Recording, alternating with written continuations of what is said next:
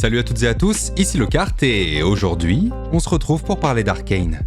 À l'occasion de l'anniversaire célébrant la première année de la série, un Ask Me Anything a eu lieu sur Reddit avec les créateurs de la série, Christian Linke et Alexis. Au travers de certaines de leurs réponses, on a pu en apprendre un peu plus sur la saison 2. Du coup, j'ai regardé l'ensemble des 1400 commentaires, ça fait beaucoup, et je vous ai trié tout ça pour vous parler de ce qui me semble important. Que ce soit au sujet de la première saison ou de la prochaine. Du coup, petit disclaimer rapide. Si vous n'avez pas regardé la première saison, je vous conseille évidemment de ne pas regarder cette vidéo. Bon, après, en même temps, c'est marqué saison 2 sur la miniature et dans le titre, donc bon. Du coup, toutes les questions et les réponses étaient en anglais, mais je vous rassure, ceux qui ne parlent pas anglais, j'ai traduit le tout pour vous. Alors, je vais pas lire l'intégralité à chaque fois, mais plus vous résumer le tout. Du coup, si jamais vous voulez lire l'info complète, je vous laisserai mettre la vidéo en pause à chaque fois.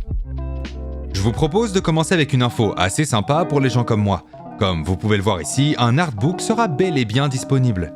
Alors, aucune info sur la date de sortie pour le moment, mais c'est en production et il sera évidemment centré sur la première saison. En parlant de merch avec l'artbook, une autre personne demandait si d'autres produits autour d'Arcane seraient dispo à l'achat. L'un des auteurs nous apprend que le manque de produits dérivés est l'une de ses plus grosses déceptions. Selon lui, on peut s'attendre à bien plus de choses pour la prochaine saison. D'ailleurs, si jamais vous avez des idées, n'hésitez pas à me dire tout ça en commentaire. Perso, j'attends toujours une sortie Blu-ray.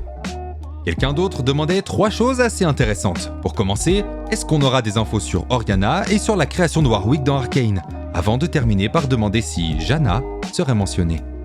Une des autrices de la série était également présente pour répondre, et pour ces 3 questions, elle a simplement dit « oui ». Pour ce qui est de Warwick, bon, on va pas se mentir, c'est une évidence, surtout avec ce shot de fin de saison 1 et le cri du perso dans le teaser de la saison 2.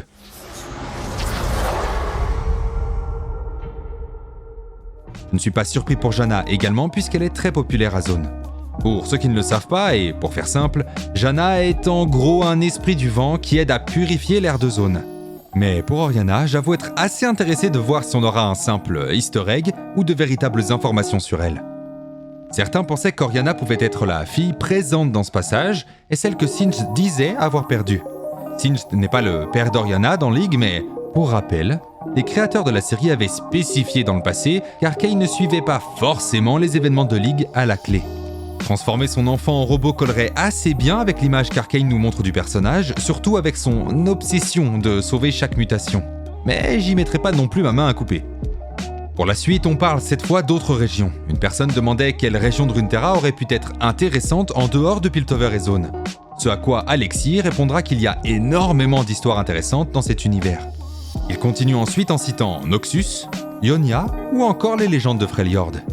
Pour le coup, ça nous ouvre potentiellement une porte sur d'autres séries ou films d'animation autour de Runeterra. Perso, j'aimerais beaucoup une histoire autour de Freljord avec Ornn, ou même Ionia avec la guerre contre Noxus. Mais on verra ça plus tard. Dans une autre question, Christian, l'autre créateur d'Arcane, nous dit qu'il aimerait aussi parler d'autres régions de Runeterra, mais qu'il ne veut pas pour autant aller trop vite sur Piltover et Zone. Il veut d'abord trouver un bon rythme pour raconter chaque histoire.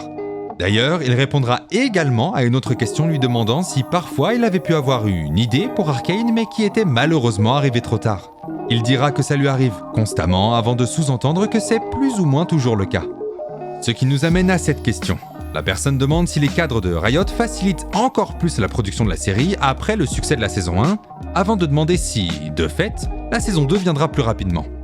Alex expliqua que le soutien qu'ils ont reçu était immense, créant alors une situation rare et spéciale dans cette industrie. Mais selon lui, cette situation ou cette confiance supplémentaire n'est pas forcément synonyme de gain de temps, et bien au contraire. Selon lui, c'est une raison de plus pour prendre le temps de bien faire les choses.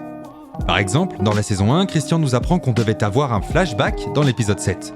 Malheureusement, pour des raisons budgétaires, ce flashback montrant Echo tentant de sauver Jinx entre l'épisode 3 et 4 n'a jamais vu le jour. En parlant de flashback, on nous confirme ici que dans la saison 2, on aura bel et bien des moments montrant la jeunesse de Vander et Silco avant la trahison de ce dernier. Mais aussi des moments parlant de Silco quand il avait pris Jinx sous son aile. Encore une fois, je pense que c'est le genre de développement qui peut être intéressant pour les personnages, surtout dans le cas de Jinx après la fin de la saison 1. On voyait que sa relation avec Silco était particulière et c'est d'ailleurs ce genre de détails qui aide à ce qu'on puisse ressentir tout ça. Dans cette question, quelqu'un demande quelles étaient les petites touches dans l'écriture ou l'art d'Arcane que les auteurs préféraient.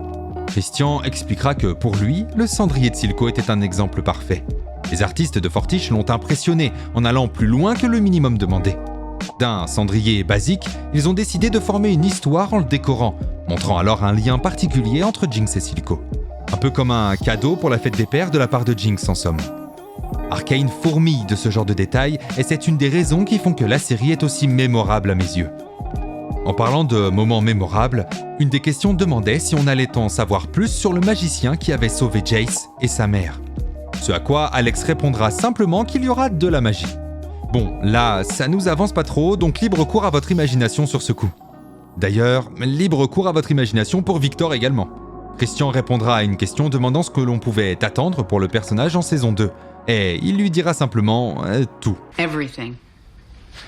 Alors, il se peut qu'on se dirige vers la fameuse glorieuse évolution que sa version de League recherche. Mais comme j'ai pu l'expliquer dans cette vidéo, le Victor d'Arcane est une version complètement différente du personnage, et à mes yeux, bien plus complète.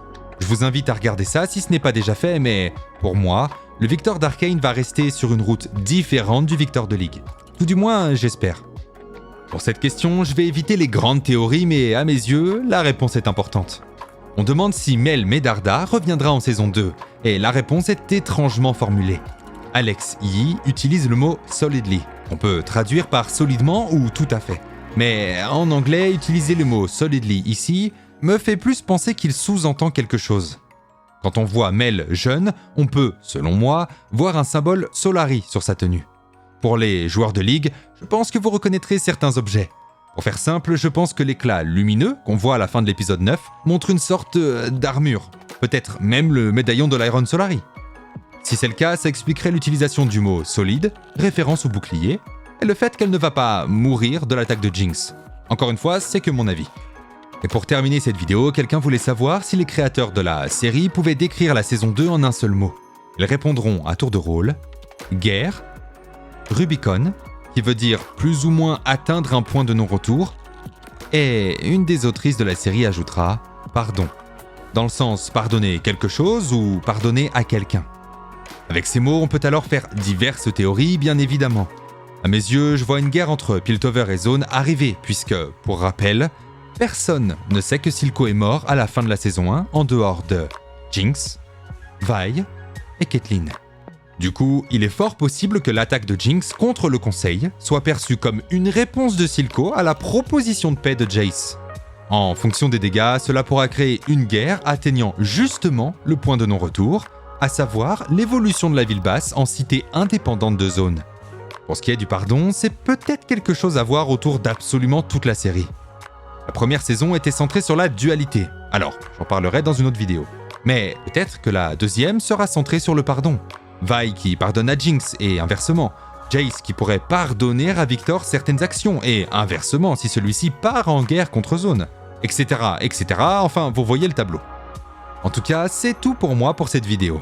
Si jamais vous avez des théories, n'hésitez pas à en parler en commentaire ou à m'en parler sur mes autres réseaux. Tout est dispo en description. D'ici là, portez-vous bien et je vous dis à la prochaine.